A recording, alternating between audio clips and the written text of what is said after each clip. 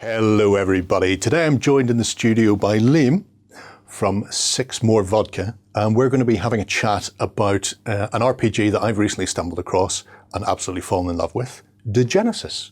So Liam, it's terrific to have you in the studio. Thank you very much. Before we get into all the wealth of goodness that you've brought with you, I think it'd be interesting to find out a bit about you. So what's your sort of gaming background? Sure. So the earliest I could probably trace it back, when I was a teenager, I was very into Warhammer 40k, which you're obviously very familiar with. And during that time, I started having friends who were talking about role-playing games and tabletop stuff. And the earliest tabletop role-playing game I can remember playing is Dark Heresy, the Fantasy Flight, which, fantastic. And then everything kicked off from there, and it just got worse and worse. And I just picked up more and more books. But I really enjoy the hobby and the storytelling aspects, and I just find all of the different RPGs you can get really cool. It's something that I've spent a fortune on over multiple decades, so you've got so much more to come. I know that feeling. But then from the hobby side, you ended up getting involved with the writing team at SIXMOREVODKA. How did that happen? Because that sounds like you know, a wonder story fell into just everything. Yeah, I mean, it really is a sort of a falling into place and everything working out. So I came across Degenesis, and I was really quickly hooked by just the storytelling and the art design and all of the visuals and everything. I think it's a game that just kind of grabs you and just pulls you in. And I started getting involved in the community of it and just kind of hanging about in, you know, the Discord servers for everyone and just the big Facebook group that we've got, and making friends and chatting to people. And by sheer coincidence, just as I was getting into the game, there was a big fan project in the works called the Atlas, which was a big compendium of NPCs, items, special rules, stuff like that. Yeah. Done by fans to sort of expand the game in their own way. And originally, this project was being done entirely in French, right, by the French community, because Degenesis has a very large and very engaged French community. Yeah. But as part of a little drive on their part to let the game get a bit more of an international audience, they wanted to translate it into English, their fan project into English. Sure. And they did so using like Google Translate and stuff. And they had no native English speakers on their team. Right. So all the content was there, but the writing was piecemeal, broken, clunky, in a gentle phrase. Yeah. And there was a call put out, we're looking for people who speak good English to proofread this work. And I stepped up and I was like, sure, yeah, I'll do it. And it was a really convenient time because I also happened to have a week of just complete nothingness in my schedule. So over the course of about a week, I just went through this entire document, cleaned it all up, brought it into more English, more natural English, and put it all together. And it ended up really well. I mean, I'm happy with it. It's, you know, it's from 2018 or something, and it doesn't incorporate a lot of the new stuff, but it was cool. Lots of fan worked on it, and that was that. But the sort of the click was that the person who was coordinating this project, Erwan Rudo, who is now the junior producer at SIXMOREVODKA, we struck up a good friendship during that, and he sort of clocked on and was like, "I'm going to tell Marco about you," and that was really that for a little while. But then, another coincidence, this was the one that really clicked in, was that the English translation of Justician, because Justician was originally planned for a German and English release. Yeah. That plan didn't work out because it was writing two books at once was a bit too much. But it was being written in German and translated to English, and the English translation was running behind. And Marco put out a call and was like, he didn't even put out a call actually, all he said was, the English translation is behind. And I was like, well, if you need any help with the English, let me know. Yeah. Done it once before. Yeah, and here we are. I worked on the editing of Justician. I helped when it was being translated out of German, and then when it was being written in English natively. I worked on Artifacts, which was in production at the time, and the website, the big overhaul on the website. And that kind of brings us to today. Yeah, you've had your finger in many pies, as they say, which is all fantastic. So let's not tease people any further, I suppose. Let's get into the meat and potatoes. So what is the Degenesis world? What are people looking at when they come here? Degenesis, the elevator pitch for Degenesis is as follows. God has come back to the Garden of Eden and he's found it in a mess. Humans have screwed it all up, and now he's resetting everything. That's the elevator pitch, but for some actual detail, the world of Degenesis takes place about 500 years after a global cataclysm called the Eschaton, which takes place in 2073 AD. So essentially, an asteroid swarm impacts the Earth, giant chaos, tsunamis, earthquakes, volcanoes, everything collapses, and we go through hundreds of years of chaos, societies crumble down, but we've come through on the other side and people have started to rebuild and sort of fight back against the wilderness. They've rejoined into societies, although they're very different to what we came before.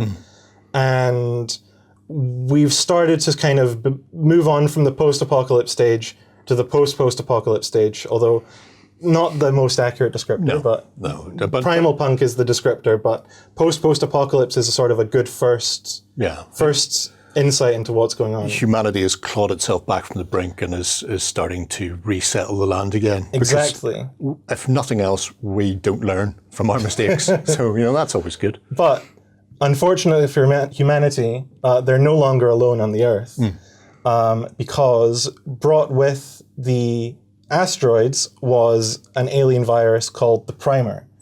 And in these 5 craters that are scattered throughout former Europe, the Primer has taken root and merged itself with fungus to become what's known as the sepsis, which is this fungal infection that spreads out across the land and blankets the ground and turns it into something else.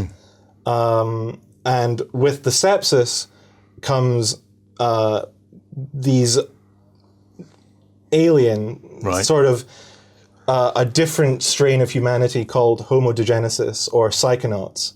And these are these super powerful entities that are more than human in some ways and less than human in others, who have supernatural abilities and are looking to further the mysterious goals of the Primer against humanity.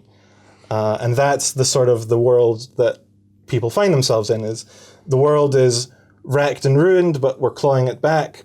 But there's these entities that are trying to push us down and take it for themselves. And that's sort of the main, you could say the main conflict is man versus Homo Degenesis. But of course, because we're humans, we can't get along. No. And, the human conflict itself is just as significant as the Primer, because we can't get along. Which makes a lot of sense. So if people are interested in diving into Degenesis, all of the books are available for free on the Degenesis.com website. But the first time I looked at it, it was almost overwhelming because there's so much there. So what sort of things, you've brought a selection of books with you, which are all mirrored on the site anyway, but what sort of things should people be looking at when they're diving into it? Sure. It's true. There's so much content, and it's also rich, and you can really get lost in it. So I understand the sort of the where do I go? So there's a few really good ways that I think you can get into it. So first, on the website, there's obviously a lot of content with stories and lore extracts and stuff on the website. There's an essential reads section on the website, which gives you the sort of the mood of Degenesis. Through 10 stories, you learn about the asteroids falling, you learn about some of the greater threats. So there's a story about the Homo Degenesis. There's a story about who the Marauders are. There's a story about sleepers, that sort of thing. And that's sort of a really good way to get a first vibe of Degenesis, I think. Those are the ones that also have the audio narration with them as Some well. of them do, and I'm super in love with the audio narration. I didn't work at all on it, so I'm allowed to fanboy. Oh, you're allowed over it. fanboy. Oh, okay, that's good. You can fanboy over everything, whether you worked on it or not. I do. Yeah. But the audio stories are super cool. They're on our YouTube. They're on the website as well. Homo Degenesis, Rebirth, and the Jackal's Prophecy are the main sort of stories that I recall being voiced, and really just incredible to listen to. It was awesome work done on those. So those are cool to get another sort of insight into the vibe. Yeah. And from there, the best place to start is just by downloading the Rebirth edition, which is the core books. They consist of Primal Punk and Catharsis. Primal Punk is only setting. There's nothing in there that's even close to a rule system. It's just chapter 1 is here's how we got here. Here's what the world's like. You get like a overview of everything. And then straight from that, it's what are the cultures? Who are the sort of, not nations, but the peoples of the world. So you have the 7 cultures. Yeah. And then from there, it's the cults, which are the sort of the main power nodes of society. And you get, tons and tons of insight into their history, into their practices, into what they believe, what they do. And then it finishes off with a timeline going from 2044, so slightly before the Eschaton, to today, as of the Rebirth edition, which was 2595, and it tells you about the things that are going on. That's where I'd start, is go for the website, look at some stuff, get the vibe, look at Primal Punk, and start digging. If you're into the mechanics of the RPG, then go into Catharsis. The rules are very simple as an RPG goes. They are covered in about 12 pages in Catharsis. Yeah. And the rest of the book is actually just more expanding the world in its own way. So you have like the cult ranks and the potentials, which are kind of special abilities that you can get as a player. You have all the equipment, which is in itself, like you can learn a lot about a cult through its equipment and what it gives its people. For example, all this battalion gear is very medical inspired, but it's also very offensive. And that represents their, the Splayer itself, which is this iconic spear that the Spitalians have, is such a iconic weapon for them. Yeah. And it tells you about them because it's got a use as both a spear and also as a medical device with its attachments. So that's giving more insight into the world. And then from there, you get into, your gear section, which of course is crucial for everyone. And then past that, you also get the GM section of Catharsis, which is, it gives you the clans of the world. So the world is, the cults are the power center, but the people of the world are the clanners. Sure. And they're all divided up into different clans, and they're all, unique in their own way. And Catharsis has, I believe, 15 or 20 different clans that all get a page bio and a page portrait. And then you get into the From Hell section, which is, okay, you've made it through all of humanity. Now we're going to go somewhere else, which is the sort of the enemies of humanity in this world, which is the sort of the mystery part. Yeah, because it's, even though it is a post-apocalyptic world, it's not instantly recognizable as our own world. Yeah. When you're looking at it, you're a lot of people will see post-apocalyptic games and they are, here is Neo-America, here's the Red State, and they're all very clearly defined, and with one exception that I can think of, with the Helvetics. Most of them don't bear any resemblance to where humanity has come from, really, or the nations that preceded. Yeah. So that's a fascinating way of going with it, because it is, everything was washed away and what's been rebuilt is mostly new and exciting, but you've got the whole myth and mysticism of where we came from, so nobody even really knows exactly what happened in the and early even days. though humanity has moved on, and most people in the world probably don't even know more than there was an apocalypse and we used to be different. Most people probably don't know more than that, and some might not even know that. But despite that, the past is reaching forward to influence humanity, whether they like it or not, which is part of the From Hell section. So we have Amsimos, which are these machine men from before. Most of them have shut down, but some of them, through unknown technology and the influence of the 2 to the 16 virus, which is this computer virus that shut down the internet just before the apocalypse happened, because there was a lot of conspiracies going into that event. They've managed to become, in some sense, sentient and cling to life and keep influencing things. There's the Sleepers, who are nanite boosted super soldiers working on the plan that was laid down by an influential group called the Recombination Group. Right. Before the Eschaton.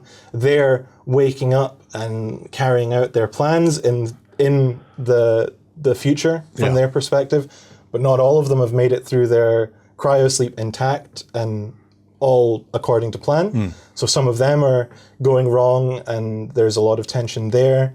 There's the Marauders, who are these mythical individuals who never slept but are immortal through these sort of through nanites, but it hasn't quite worked for them, and a lot of them are kind of twisted and maimed through their 500 years of living. Yeah. And they're all operating on their own agendas. And then, of course, we have the Psychonauts, who are a new threat, but just as influential to the people. So, a lot to take in there, folks. A lot to take in, it's true. You've brought some bits and pieces with you, so let's dive into what you have there, and we can talk a bit about not just the books, but the way the books come out as well. Sure. So I'll start with Justician, because it's our newest.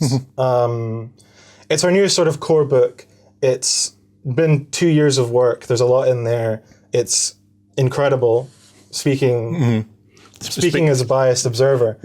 Justician is, in Degenesis, the largest city of Europe.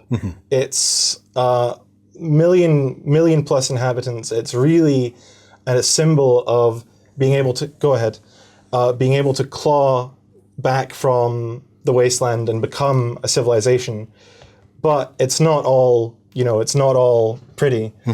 So this book, See that? The book is all pretty, I'm afraid. I can't show you anything not pretty in there. The book itself is just the deepest possible dive into the city. So in book 1, you get all of the city itself. So you get what is in Justician, what are the districts, where do people live, where do people go, what do people do. And in addition to that, you also get a lot of information about just the protectorate, which is the sort of the quasi-nation that's been built up around Justician by its leaders, the judges and the chroniclers. So book 1 is just a huge deep dive into Justician and the protectorate. And then book 2, which is what you've got here, is who are the people of the Justician, who are the people of the Moloch. And what it is basically an NPC roster with every NPC given 1 page of really incredible illustration and 1 page of bio with backstory, motivations, game stats, that sort of thing. And all throughout this, you get plot lines and characters who are related to each other and plot hooks. And really, it's just, it's a playground for game masters to just go wild.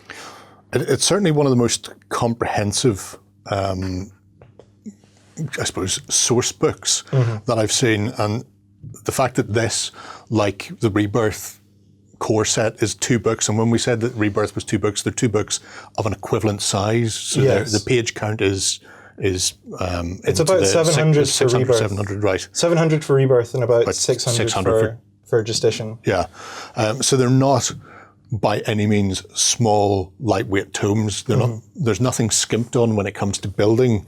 All of the background, you don't get a footnote that such and such belongs to this cult tacked in there. Exactly, yeah. The work in there is simply sublime. And for anybody who's ever role-played or ran games in the past, having a source book like that can be so rewarding, because the amount of times where a group of players will go, but who is X?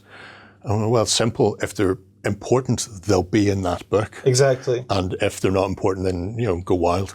I mean, even the thing is that there's really the Moloch's NPCs are a huge vertical slice of the entire population of Justician. So we have like world-shaping people, like the leader of this battalion special forces group called the Preservists, Kranzler, who is deep in every plotline. He's world-moving. Whenever he does anything, it's, it means business. Yeah. And then at the same time, we can drill down to like the more smaller people. Like we have a courier who has the only motor vehicle in Justician, and she uses it to get around really quickly. But compared to world-shaping NPCs, you might not at first think that they're important, but then you end up, this NPC, her services are going to be used by another NPC to deliver poison to the advocates, who are sort of political powerhouses. And then through that, you get like, this other NPC is connected to these other NPCs, and then these other NPCs are all connected to these other NPCs, and it all just spirals out. So even the people who don't seem important, in Justician they can be, because of who they know and who they're going to interact with.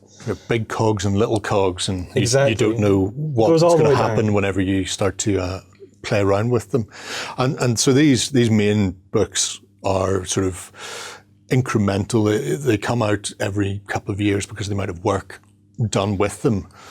But then there's also the new smaller supplements, which are part of the roadmap. Yeah, so... My God, this has to be seen to be believed. I'm super, super excited about the roadmap. It's such a great opportunity for the game, because before we really couldn't, there was no way to make anything substantial without it being a book, like a full, 100+ page book. And that takes time. It takes a lot of writing. It takes a lot of illustration. And when it comes out, it's great. But the problem is that means that there's years of silence from us in between. Yeah. Because, we had to hold up writing Justician for... We were working on other stuff in the meantime, but for the last 6 months of its development, we just had to work on Justician and keeping people engaged and making sure they know, guys, we're not dead. Yeah. We're still working on this stuff. So what ended up happening, and this is another coincidence that's really turned out great, was... Harm's Way. So, Harm's Way was born out of really an offhand comment that Marco made, which was a joke in the last Q&A, which was, what would his version of a sort of a starter kit for Justician be? Sure. The answer was, I'd have a group of players, and all they would be doing, they're delivering a package for one of the criminal organizations from Justician to the nearby city of Harm. That's it. And the story is, along the way, along this road, they have to fend off investigations from the judges, as illustrated there. They have to try and get around the people. And that's the package that they're delivering is a corpse that needs to be disposed of. And it's a beautiful book, but it's the fact that it sets up the ongoing supplementary material in almost a subscription-like way. It's not quite that, because it's not a specific subscription. People can donate to have the roadmap unlock the next book, but it means you've got a constant source of content for people and players to get involved with. And they're not all scenario books either. There's a variety of things on the roadmap. Yeah, so Harm's Way really opened our eyes to the sort of the model. It proved that we can make these 24 to 32 page booklets. We can make them at the same quality that we hold ourselves to, and they can be really cool. And from there, we've just kind of expanded the entire thing out. So what we've got on the roadmap, I mean, we've got adventures like Harm's Way and the recently funded Last Watch, which recently got released. We've got clan supplements. So the clans that we mentioned for Catharsis, they're only given 2 pages. And we've released other supplements. So we've released Clans of the Rowan, Clans of the Moloch, and Clans of the Frontier.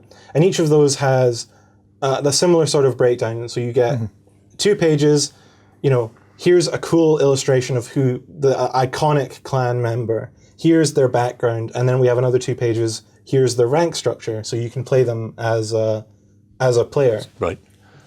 But we also have, and this is the one that's most recently released, and it's mind-blowing even for me.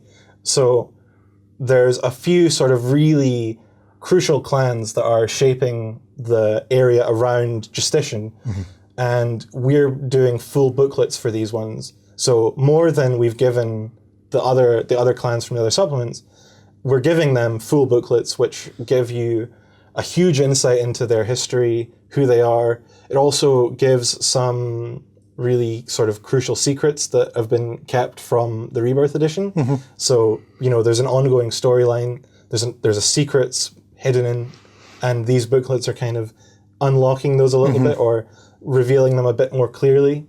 And then, of course, we still have, here's a really iconic visual of the clan, here's their background as a player, and here's how you play them.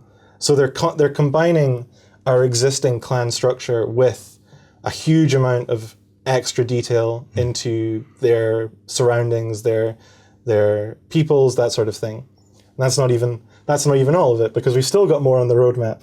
So we also have in the works city expansions. Right. So there's cities that we haven't touched but are very important. The one that's on the roadmap at the moment is Cathedral City, which is the stronghold of the Anabaptists, who are a religious cult, and they're very influential all across the world. But Cathedral City is their stronghold, and it's just outside of the Protectorate, and we're giving it a full booklet. Yeah. So that includes, a map. Actually, I might take this opportunity to mention the maps, because I have a bunch of them here, just to bring them out on the table. So we're giving it a map, but of course, because it's Degenesis, we're also going to be giving it lots and lots of, which way is up on this camera? This way. Oh, that's perfect zoomed, actually. Yeah. It's almost like I knew kind of the size of some of these things that may be appearing. Absolutely perfect. Yeah. So Cathedral City is this huge stronghold for the Anabaptists, and we want to give it justice.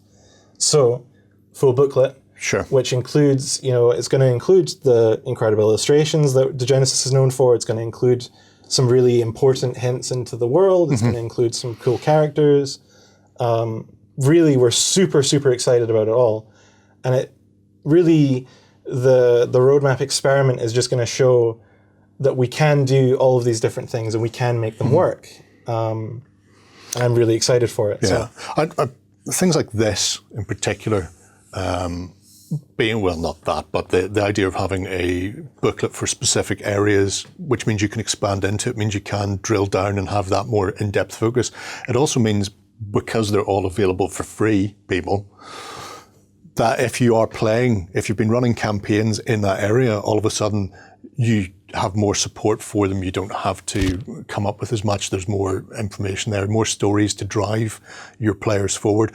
Or alternatively, if you've been playing the other side of the map, more or less, then here's a whole new world to explore, and maybe you'd never thought of setting something in and around Cathedral City because maybe you're so focused on one of the other major cities, or just out in the wilds itself, or maybe you want to go and play with the Britons. So just having these and having not a set, we are going to do scenario book followed by a map book followed by another clan book, whatever. You have these sort of very fluid parts on the roadmap, so it's expanding it, but not in a way where people are going to be able to start predicting what's coming next. Well, so we've laid out the roadmap for the rest of the year, and you're absolutely right. This is a huge opportunity because it means that we can take some time to do things that we would never be able to do otherwise. We could never do a Neuromancer book naturally with our old format because there's no space for it. I mean, we love doing it, but you have to fit it in to an adventure or a sort of a setting book or something like that. But with the booklets, what we can do is we can pick and choose. Absolutely. But I mean, the thing is that we've only laid it out for 1 year because it's still experimental. It's been going fantastically so far, but we need to see if it works. And then what happens in roadmap 2? Because we if it goes really well, we might do a season 2 sort of thing. That's something that Marco's talked about on the last Q&A. Yeah. And then of course there's the big thing looming behind the roadmap, which is we're not done working on big books. We're just letting these booklets take the focus so that we can develop and write in the background without having to hype it up constantly. Yeah.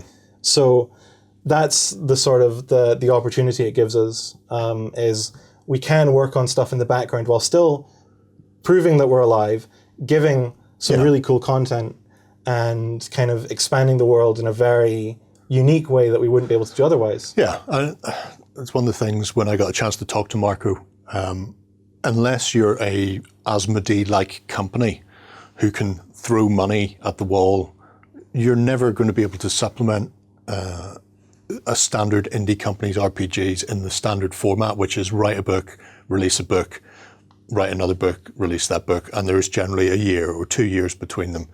But this roadmap structure and the smaller booklets allows you to have that constant content coming out while people are interested in it. The Kickstarter model, which I know is a big one across the industry at the moment, you have a huge wave of hype and you have a big spike of interest, and then people have to sit back and wait for a year or 2 years to get it. And by the time it arrives, everybody's gone off the boil. Whereas here, it's almost like the seasons of a TV series, but without having to wait for the downtime in between. You're getting your massive movie-like book with like Justician or whatever. And then in between, you're getting like a TV series, a monthly or bi-monthly, depending on how and when it funds. And it just keeps people engaged across the world that you're building up at the moment. It's exactly the metaphor that we used for it is we've released our blockbusters, we've released, Rebirth, we've released the Jahamis Trilogy Adventures, and we've released Justician. Those are our big blockbusters. Now it's time to prove that we can make a TV series that's just as good, which is the roadmap, it's the booklets, it's all the stuff that's coming out on the way. So far, it's going really well, so I'm very happy with it. Yeah, it only launched, was it May this year? It was May 21st, so we are 5 weeks in. Yeah. We've already funded 4 supplements and released 3, which is really incredible.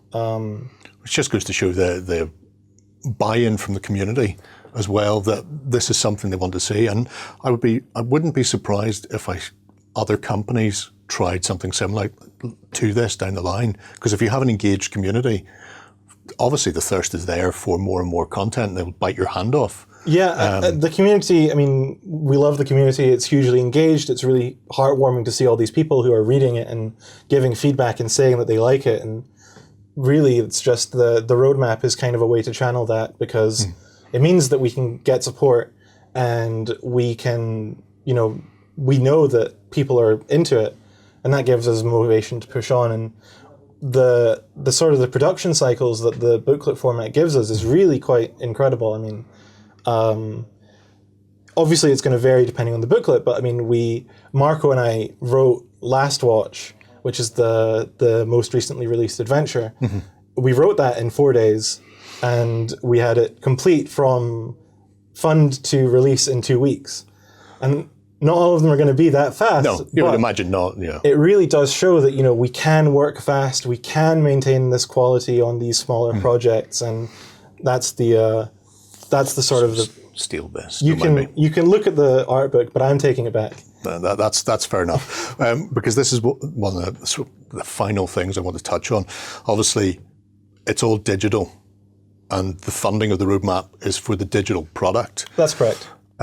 But there are various things available. Now, not this was part of the limited edition set, but there are art books available, and there are various limited edition versions of the Rebirth edition. I don't know how many are still left. The limited editions are, I don't know how many are left, but we have variant cover editions of Rebirth, which is entirely the same content, but the covers are very pretty. Yeah, Moloch one's particularly nice. I don't know if that's the name, but with the 3 faces on the... Yeah, the Discord edition, I believe. That one, really incredible, with 2 iconic figures from the game on it.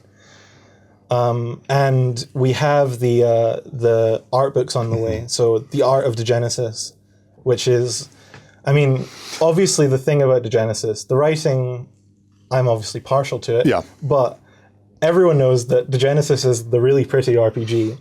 And it is that, yeah. We've finally sort of we've got to the point where we're going to make an art book out of it, which is going to be 2 books. They're going to be landscape format. They're going to be, I don't know the exact page count, it's above 200. And they're all going to be in this sort of, we're going to have these illustrations on every page, and it's going to be really quite incredible. They're pre-ordered for October, I believe, and the reason we're kind of holding off is both because, we have so much illustrations in there. We have, there's 2,500 plus pages of content for Degenesis. Right. And we have illustrations on many of those. Yeah. And it takes a lot of work to sort of pull those back out of it and rearrange them in a way that makes sense. Yeah. And we have a good flow to it. That's all of the finished illustrations, but we have lots of concept images and stuff, the sort of stuff that you get in these art books. These would never go in a full book, but they're really cool content to have for the table, so you can show people what's going on. They're cool content to give you more of the feeling of, what does a settlement in the rubble look like? Yeah. That sort of thing. So all of that's going in the art books, and that takes time to lay out and arrange properly. And also, but we've set a deadline for the gathering of illustrations, which is somewhat in the future, which means that we're going to have illustrations from the roadmap in there as well. So books that don't even exist yet will be... We'll have art in there. We're holding off so we can make sure that they get some representation in the the art books as well. So really, it's going to be very incredible to see those, and I think it's going to satisfy the people who have been asking for this sort of thing for a while. Yeah. Because the art of Degenesis is really incredible. Yeah. I don't work on it, so I'm allowed to say that. So having this sort of one compendium for it, I think, is really a great opportunity. Yeah. I will say one of the things I noticed, I'm not sure, presumably there is a limit on them, and so the pre-order being open already will mean a big thing. But you can get the 2 art books together, and somebody was going, why are they so much more expensive? It's because Marco is going to be doing a hand illustration for every one of those. Yeah, that's correct. That's impressive. You can buy the 2 art books separately. If you buy them together, they're content-wise, there's no difference to the bundle, which has unfortunately sold out. Has already sold out. The limited bundle has sold out already. But what they're getting in the limited bundle is Marco is going to sketch a unique drawing for each of them. So I believe it's 100. Was that 100? Amazing. Don't bother looking for them on eBay, because anybody who's bought that will not be selling those. Marco will, the plan is that Marco will be streaming all of that as well. So the drawing of them. When he's drawing them. Although I think we haven't planned out exactly after August holidays and stuff like that, but I think the plan is we want to do more live streams and stuff because it's really a cool opportunity to sort of get in with the community. So drawing live streams from Marco, doing the limited edition stuff. I'm sure Erwin has more plans in the works. Yeah. It's a remarkable setting, and it's a remarkable ethos behind the company, I suppose. As a whole, it's been absolutely terrific to hear you talk about it. As somebody who's just on the cusp myself, I haven't really had the chance to even crack the spine on VOV yet because it landed and I was so busy. I opened the box and went, this is gorgeous, I don't have the time. There's a huge amount there. So I've got a lot to get into. Have you opened the box yet? You've seen the gold.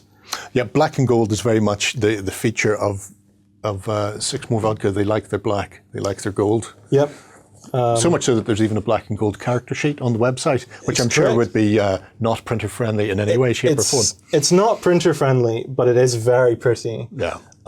We have a really fantastic group of community members who are working on a Foundry VTT implementation of the game, and they're looking at using the black and gold because you can do it on a screen, no problem, and it looks great. And, doing it with a form fillable PDF looks great.